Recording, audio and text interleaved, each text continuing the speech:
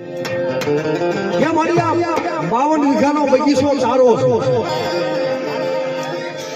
અને બગીચાની માલિક આ ફૂલડા મારી તારા છે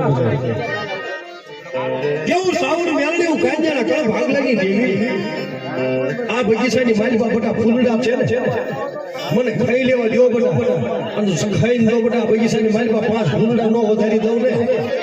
અને ખાઈ લઉં અને પછી મારી રોજી વસ્તીને જો બટા સાની નો રાખતી દઉં ને એ તેથી મને સાવણ મેળવીને ખોટ લાગે મારી ના હા મને